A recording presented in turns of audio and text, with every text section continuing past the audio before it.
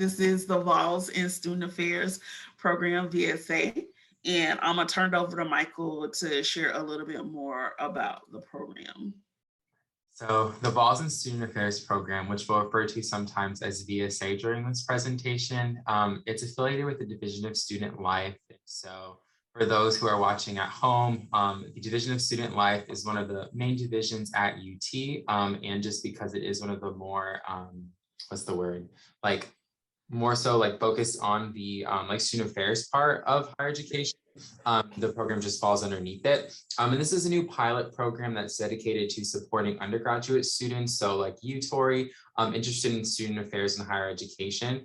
And the goal of our program is to connect students with on-campus mentors based on your areas of interest. And it's also okay if you don't have a specific area of interest as well.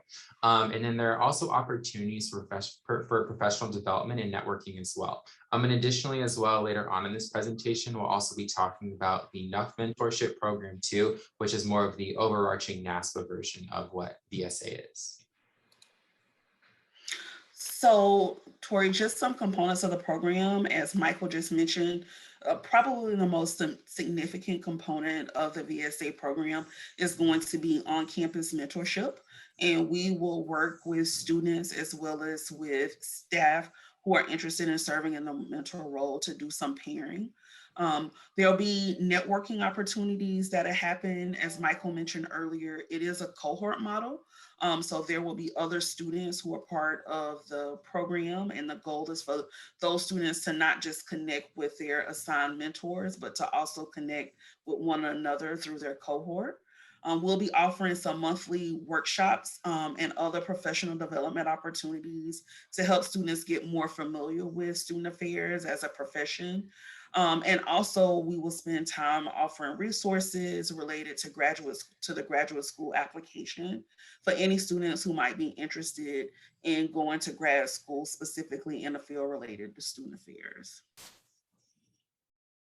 So some learning outcomes that we hope that you all will get out of this program is making sure that you are able to develop writing, research, and presentation skills. So maybe at the end of the year, kind of presenting about your mentorship experience and undergraduate experience to kind of put it all together under one umbrella. We also hope that you will gain some ethical decision-making skills, some cultural competency skills, and professional networking skills. And so making sure we're setting you up for success by connecting you with the right people, whether that's on UT's campus in different departments or even just beyond the general scope of UT as well. And then we also hope to help you identify and develop personal, academic, and career goals as well, just because we do understand that even though you are a student, you're also a person as well, and we want to make sure that we're setting you up for success in all capacities. And then some other learning outcomes we have as well is that we want to make sure that folks are getting an awareness and understanding of engaged citizenship and service and what that kind of looks like from a student affairs lens. We also hope to make sure that you get to understand multiple relationships to power and privilege in relation to your identity as a potential student affairs professional and just a student as well. And then lastly, understanding the history, mission, and purpose of what student affairs in higher education is. So in terms of requirements for the program, we do ask that students who are in the VSA program still have a couple of semesters left before graduation. Part of this is some of the professional development that we talked about, but also some of the skill building that we will hope will happen prior to students either graduating and or applying for graduate programs. There is a minimum GPA requirement of a 2.5, and really the most important requirement to be a part of the program is just to have a genuine interest in student affairs and or student life.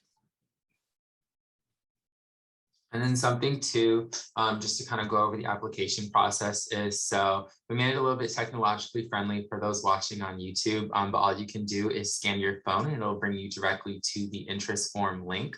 But other than that, we do have the actual link on this presentation slide that will kind of explain more about the program, and another link to the application. The application is overviewed on a rolling basis. So say you decide not to apply now, but you want to apply in a month or two from now, that is totally a-okay as well. And we will constantly be looking at those forms and those results as well. And part of the application process will ask you to identify areas of interest and your goals for participation, because that will kind of determine what your mentor match will look like. But it's also okay to, like we previously mentioned, that even if you don't have any set areas of interest, maybe just kind of think more so about what you're learning about or what you would like to know about, so we can kind of connect you with someone who could even help you learn about those areas as well. As we said before, we will assist students in connecting with mentors. If you already have a mentor, that's something that you can indicate in the interest form as well. But if you don't have a mentor, then we will work to connect you with mentors on campus. Typically, mentors are either going to be current graduate students, more often than not in the CSP program, or full-time professionals who work in the institution. They may work in student affairs or other aspects on campus, but we will connect every student with a dedicated mentor as part of the program. The mentors, as I mentioned before, will work in higher ed and or student life. The requirement or the expectation is that mentors will meet with their mentees at least once a month. And then we're also going to be encouraging mentors to attend any of the professional development or the networking opportunities that take place throughout the year. So you heard Michael reference earlier, Tori, the NASPA Undergraduate Fellows Program, which is also known as NUF. NASPA is one of the professional organizations of student affairs, and it's an actual international professional association. And this NASPA actually houses the NUF program. And there's an opportunity for students who are interested in participating in the VSA program. So also, if they're interested, apply for the NASPA Undergraduate Fellows Program. And so specifically, the NUF program is really interested in trying to increase the pipeline of students who are from historically disenfranchised or underrepresented groups in hopes of fostering more people to be interested in student affairs as a profession.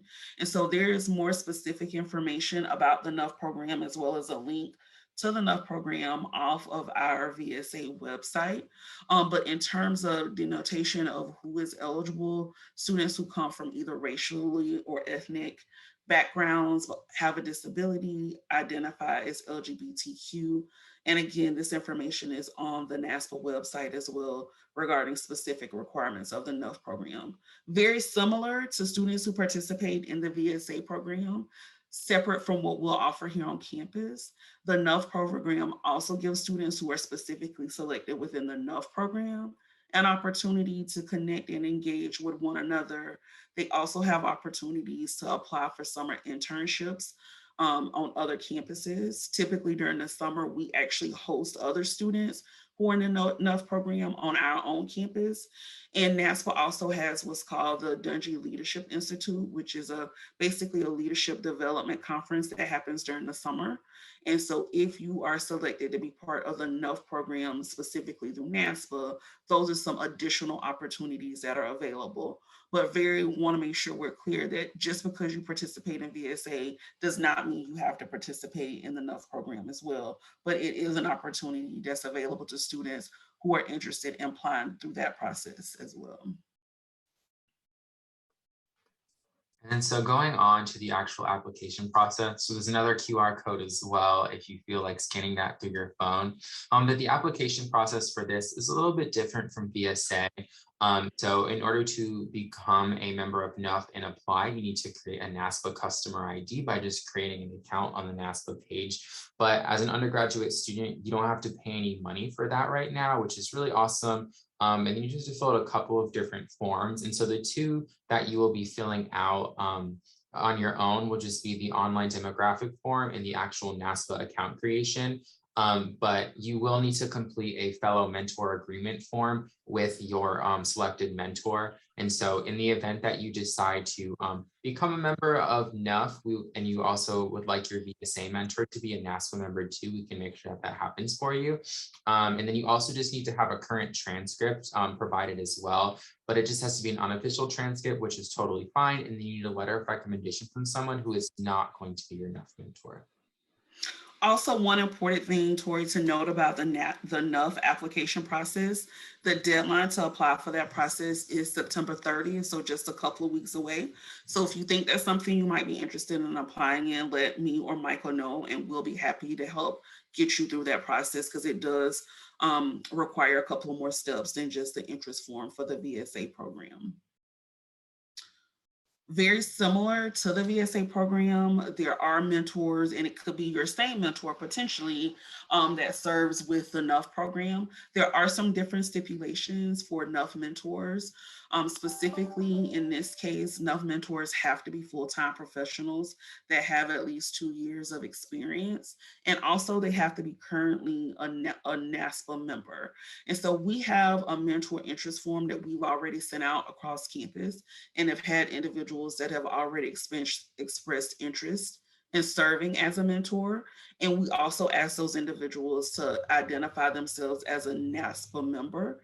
In the event that we have students who would like to apply for the NUF program, we can assist in matching you with a mentor who is also a NASPA member to avoid any issues in that part of the application process.